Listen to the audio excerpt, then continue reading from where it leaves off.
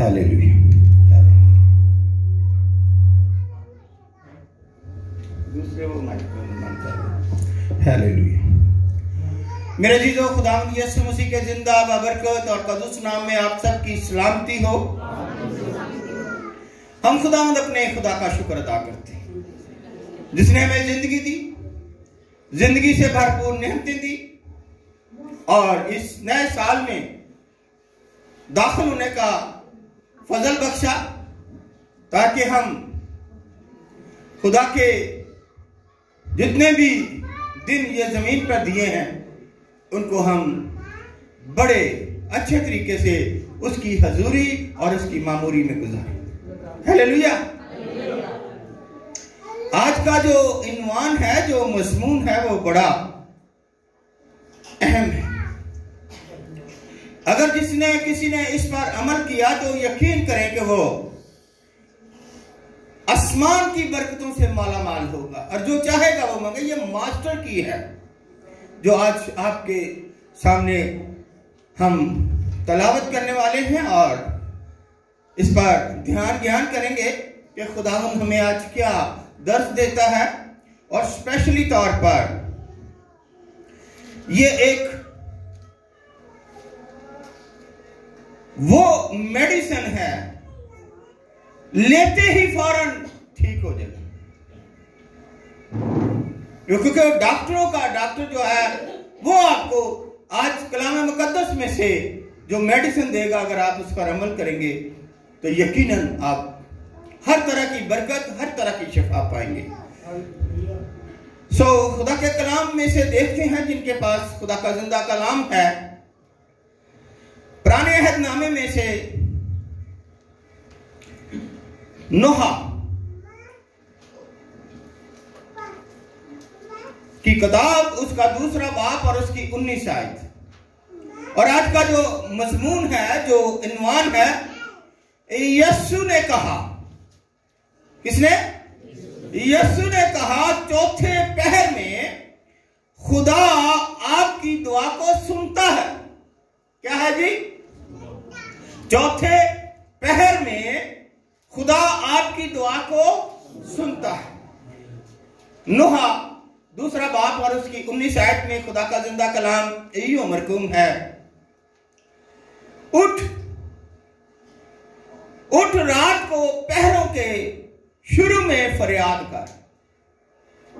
फिर दोबारा आप मेरे साथ भी इसको अगर चाहे तो पढ़ सकते हैं। उठ रात को पहरों के शुरू में फरियाद कर, खुदावंद के हजूर अपना दिल पानी की तरह, पानी की मानत उंडेल दे। अपने बच्चों की जिंदगी के लिए जो सब कोचों में भूख से बेहोश पड़े हैं,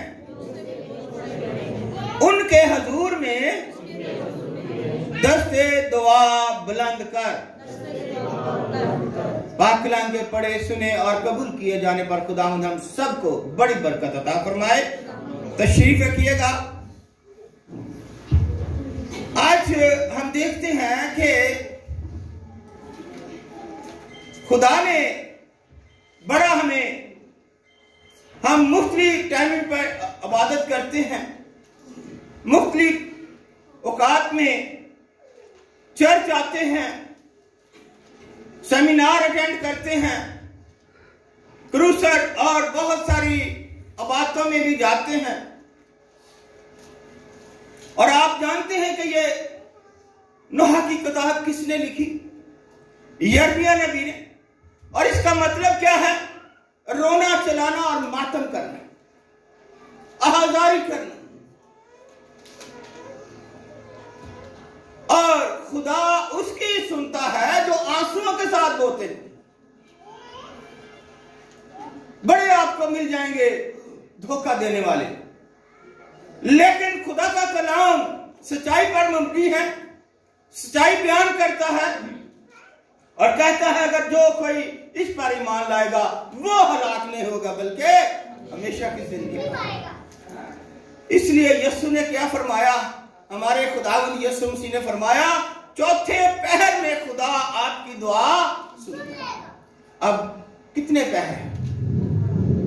आप मेरे साथ रहिएगा, आपको भी बरकत बहुत ज्यादा मिलेगी और मुझे भी मिलेगी। कितने पहर एक दिन में? कितने पहर हैं जी? 3 पहर एक दिन में कि नहीं? सुबह दोपहर शाम है कि नहीं? तो बोलिए, बोलिए ना, कितने पहर हैं? 3। और रात को कितने पहर हैं? 3। कितने पहर हैं? रात को कितने पहर हैं? 3। और सुबह के जो दिन है, सुबह 6 से शाम कितने पहर हैं? 3। सुबह दोपहर शाम कहते हैं आप, good morning, afternoon, good evening कहते हैं, क्यों? सुबह दोपहर शाम। अब देखिएगा कि जो यहूदी लोग हैं जो उस मुल्क में रहते हैं, उनका जो हमारा जो रात को 12 बजे जो है वो दिन बदली हो जाता है। हमारा रात को 12 बजे दिन बदली होता है, लेकिन उनका जो दिन है वो सुबह 6 बजे सूरज तलू होता है तो उनका दिन चढ़ जाता है, और रात को सूरज गुरूब होता है तो फिर उनका दिन खत्म हो जाता है। लेकिन 3 पहर वहां पर भी हैं और यहां पर भी हैं। बात को समझे? क्योंकि खुदावंद का कलाम उनके लिए है जो इस पर अमल करेंगे। और वो क्या है कि उठ रात को देखिएगा, खुदावंद यीशु मसीह ने आपको एक नमूना दिया।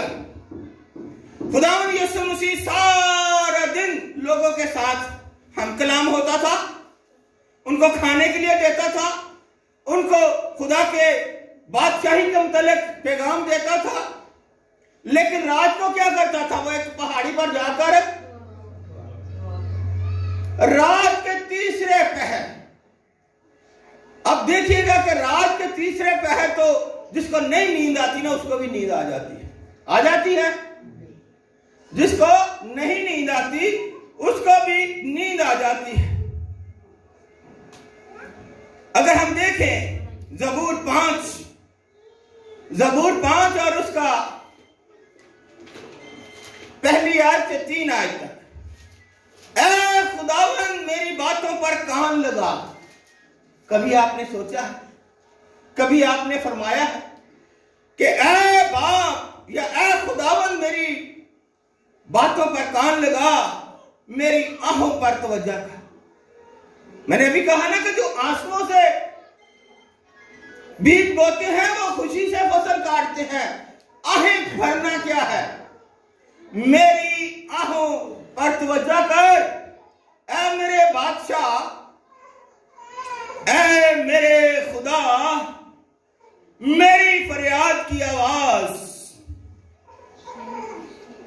की तरफ मतवज्जा, मेरी फरियाद की तरफ मतवज्जा हो। तो ये मांगने कब है? 3रे पहर, रात के 3रे पहर। आप सब जानते हैं, समझदार हैं, क्योंकि मैं तुझ ही से दुआ करता हूं। क्या कहा गया है जी? मैं तुझ ही से दुआ करता हूं। हालेलुया। किसी और से नहीं, किसी बुत परस्त से नहीं, किसी जादू, किसी बुत के आगे नहीं। ऐ जिंदा खुदा, मैं तुझसे ही क्या करता हूं? दुआ करता हूं। ऐ खुदावंद तू सुबह को मेरी आवाज सुनेगा। ऐ खुदावंद तू सुबह को मेरी आवाज सुनेगा। मैं सवेरे ही तुझसे दुआ करके इंतजार करूंगा। कभी आपने ऐसा किया है? नहीं किया तो करके दुआएं। खुदा का कलाम हमें हुक्म फरमा रहा है, मेरी बात ना माने, खुदा का हुक्म माने। खुदा का कलाम फरमा रहा है कि दुआ करके इंतजार करें, खुदा आपको जवाब दे। आज का सरमन बड़ा अहम है। यीशु मसीह ने कहा चौथे पहर में खुदा आपकी दुआ को सुनता है। सोचना, जानना, अमल करना, बड़ी सोच के लोग हमेशा बड़े इंसान पैदा करते हैं। हम अच्छा और बड़ा सोचते ही नहीं, बल्कि हमारी सोच छोटी और लड़ाइयों झगड़ों में, ऐब जोइयों में, और जो अपनी जिंदगी में हम मुख्तलिफ रंग भरते हैं, वो इस जमीनी रंग को जो है वो मुख्तलिफ और दुखों से भर देते। उसने मुझे ये कहा, उसने मुझे ये कहा, ये सोच सोच कर हम गमज़दा हो जाते। खुदा ने हर एक को एक जैसा वक्त दिया है। जो वक्त आपके पास है, मेरे पास है, जो वक्त एक बादशाह के पास है, एक फकीर के पास है, जो वक्त दरमियाने लोगों के पास है, वो गरीबों लोगों के पास है। खुदा सूरज सब पर एक जैसा चमकाता है, इसलिए और मौका भी देता है। खुदा मौका भी देता है आपको, बल्कि मौकों पर मौके देता है। और फिर छोटे या बड़े होने का क्या सवाल है? खुदा सबको एक बार जरूर मौका मुहैया करता है। अगर वो खो देता है तो वो उसकी अपनी नसीब या उसकी अपनी कमजोरी या उसके अपनी लापरवाही कह सकते हैं, क्योंकि लोगों ने वक्त और मौके से फायदा उठाया है। लोगों ने वक्त और मौके से फायदा उठाया है और रात के पहरों में जागते और दुआ करते।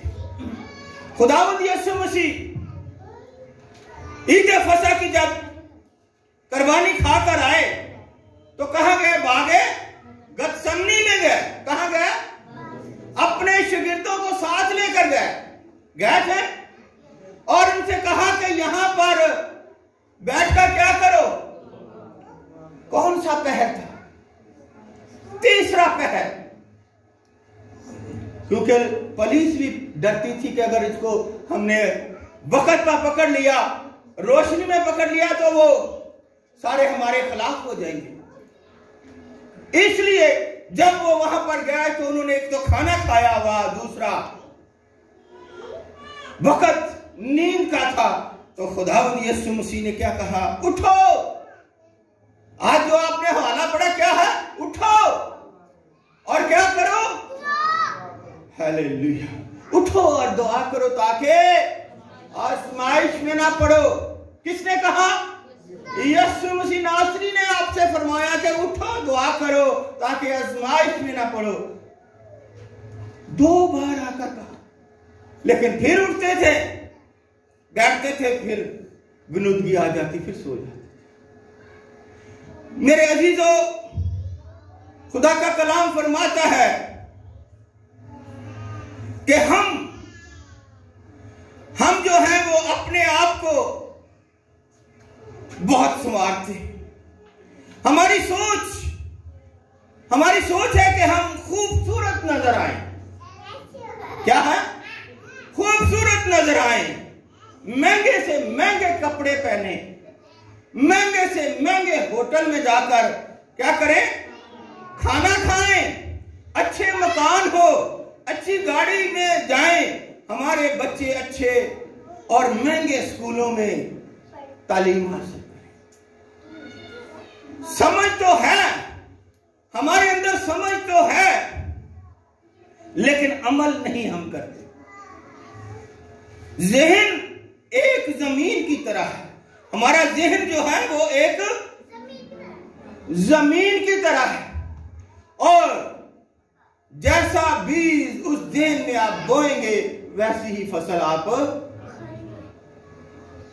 अगर ज़हन में अच्छी बातें हैं, अच्छी सोच है, तो अच्छा करके दिखाएंगे।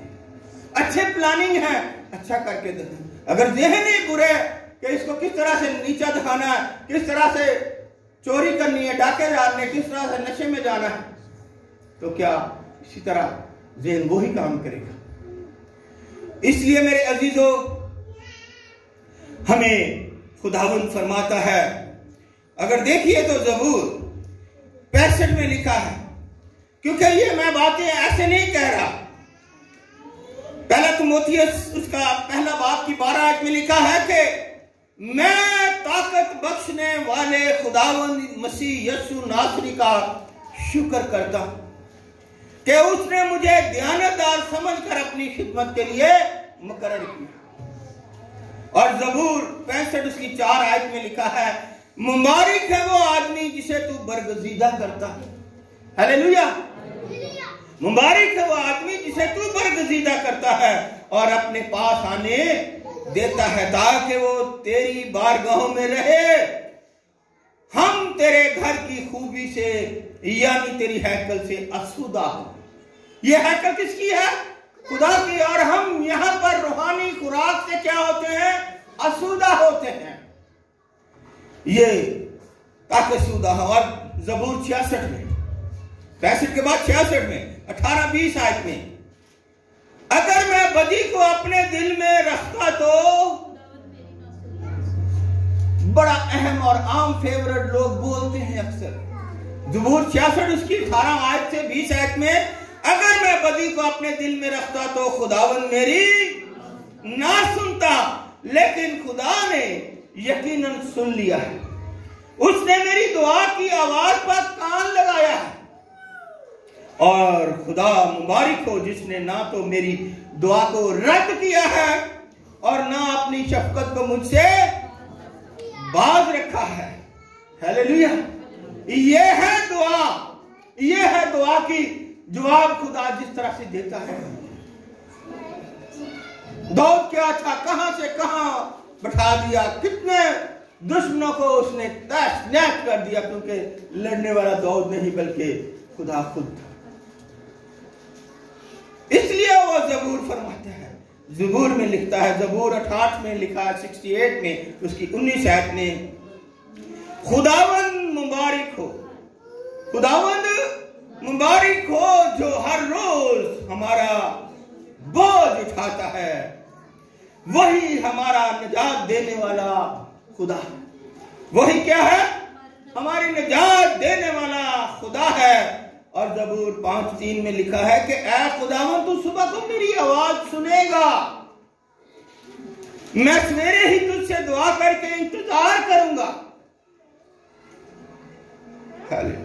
पैदाइश की किताब उसके 32 बाब में अगर हम देखें उसकी 24 से 28 आयत में, तो हमें वहां पर याकूब जिसे बनी इस्राएल कहा गया, याकूब नबी जिसे खुदा ने ब्लेस बरकत पर बरकत दी, वो क्या है?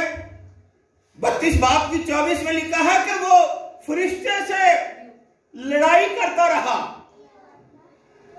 सारी रात वो फरिश्ते से लड़ाई करता रहा। और लिखा है कि जब पौ फूटने के करीब हुई, पौ फूटने के मतलब कि सूरज निकलने के करीब हुआ, तो उसी वक्त वो फरिश्ता भागने लगा। अब देखिएगा कि ये कैसी ब्लेसिंग है, कैसी बरकत है। ये बरकत आप भी मांग सकते हैं जब आप दोपहर को, रात के तीसरे पहर को उठकर खुदा से दुआ करें। ये मास्टर की है हमारे लिए। और उसने क्या किया? सारी रात कुश्ती करता रहा। फरिश्ते से कोई कुश्ती कर सकता, लेकिन वो करता रहा।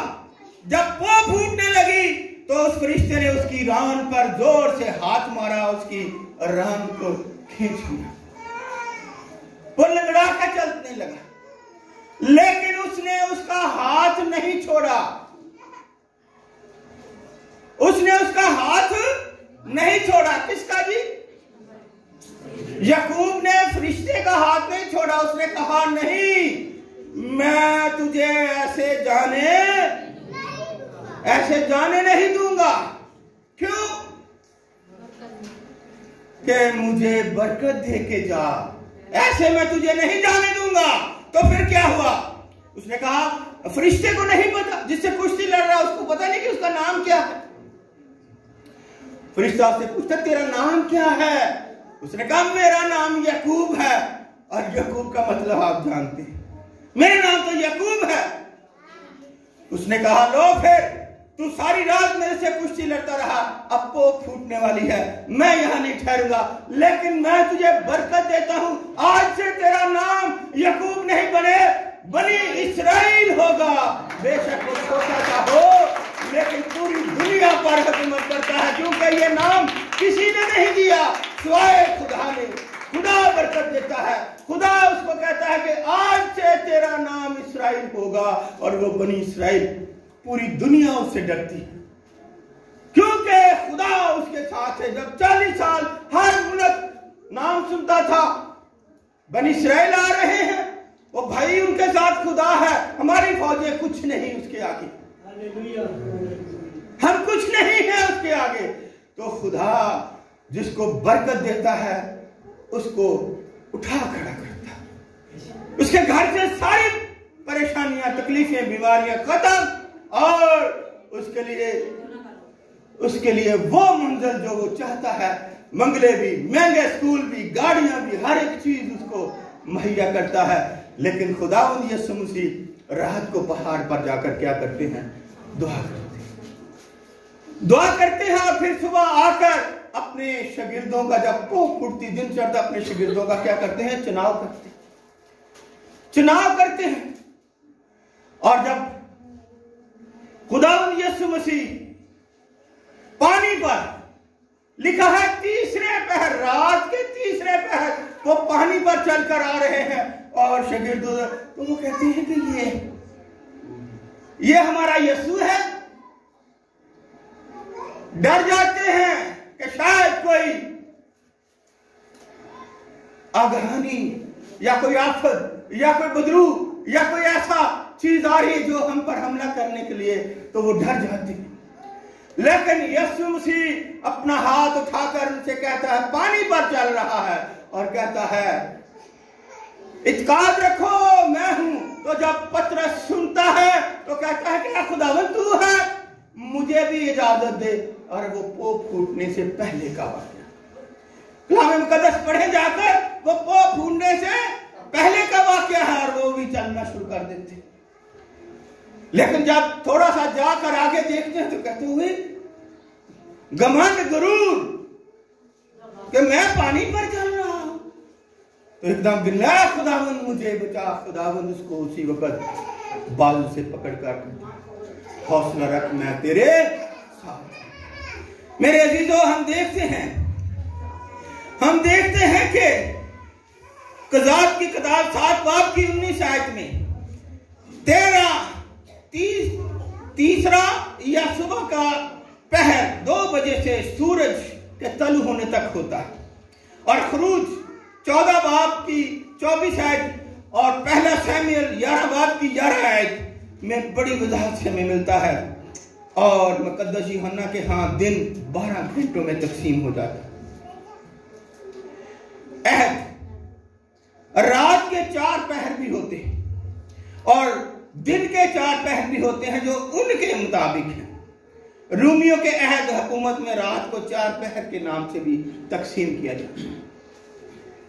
और मत्ती की इंजील इसके 14 बाब की 25 आयत में हम देखें तो हमें पता चलता है कि वो यीशु रात के 4थे पहर पर झील पर चला, 4थे पहर, सुबह होने से पहले। और अमाल की किताब में हम देखें 12 बाब की 4 और 5 आयत, तो मुकद्दस पतरस को जब रूमी हुकूमत के सिपाहियों ने पकड़कर कैद खाने में डाल दिया, और निगहबानी के लिए 4 सिपाहियों के चारों पहरों में रखा, यानी शाम, आधी रात और मुर्ग के बांग देने का वक्त आप जानते हैं। और बांग देने का वक्त, आप मुर्गा सुबह सुबह बांग देता, आप उठ खड़े होते। मुर्ग ने भी बांग दी।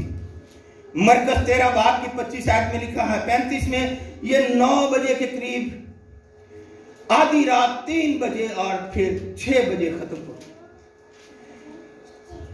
पहरेदार रात को हिफाजत और निगहबानी के लिए फिरते रहते थे, लेकिन तीसरे पहर यानी 4थे पहर जो उनके मुताबिक है, वो क्या है कि फरिश्ता आया और उसने सब दरवाजे खोल दिए और मुकद्दस पतरस को उठाकर कैद खाने से बाहर ले गया, और बाहर ले जाकर जहां पर वो सारी रात उसके शागिर्द बैठे मुकद्दस पतरस के दुआ कर रहे थे, वहां पर जाकर वहां पर जाकर कुंडी खड़काता है और वो लड़की आ जाती है, देखती है कि ये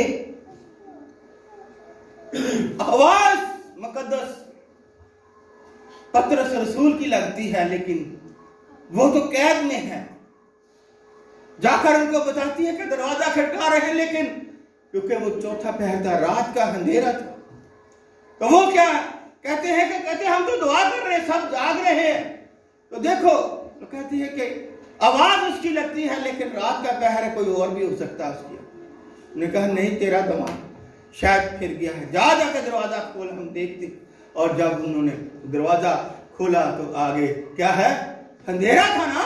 मुकद्दस पतरस रहाई फरिश्ते ने दी और वो उनके पास मिला। जब ये डाली, सबने मिलकर रात को ही तीसरे पहर में दुआ की, झुक गए और उसके बाद उनको मुकद्दस पतरस को आगे रुखसत किया। मेरे अजीजों, ये एक छोटी सी बात नहीं है हमारे लिए।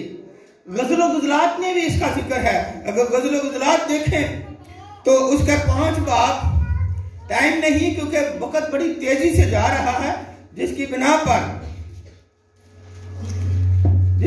पर ना जो मैं आपको मुख्तसर इसलिए बता रहा हूं ताकि आपके ज़हन नशीन हो कि एक जगह नहीं, कई जगह पर खुदा का जिंदा कलाम हमें फरमाता है। गज़ल व गुज़लात उसके 5 बाब की 7 आयत में आप देख सकते हैं, इसमें क्या लिखा है, पहरे वाले जो शहर में फिरते हैं मुझे मिले, उन्होंने मुझे मारा और घसीटा, शहर पनाह के मुहावजों ने मेरी चादर मुझसे छीन ली। और 3 बाब की 3 आयत भी देखिएगा, 3 बाब की 3 आयत में भी हमें यही चीजें नजर आएंगी। पहरे वाले जो शहर में फिरते हैं मुझे मिले, मैंने पूछा क्या तुमने उसे देखा जो मेरी जान का प्यारा है। ये उस वक्त है जो रात के पहर में जाकर देखा। और रात के पहर में आपको पता है कि ये भी आपको बताते चले कि हमें क्यों रात को सोने के लिए कहा गया, घरों से बाहर ना निकले, क्योंकि रात को बुजुर्गें फिरती, रात को डाकू फिरते, रात को चोर फिरते, रात को बहुत ऐसे लोग जहाने मसले मसाइल हल करते जो आम दिन में नहीं कर सकते। लेकिन खुदावंद ने कहा कि उठ और रात के पहर में क्या कर, मुझसे दुआ कर और मैं तेरी दुआ सुनूंगा, क्योंकि खुदावंद दुआ सुनता है। और इसीलिए कहा गया कि अगर खुदावंद ही शहर की हिफाजत ना करे तो निगाहबान का भी जागना अबस है।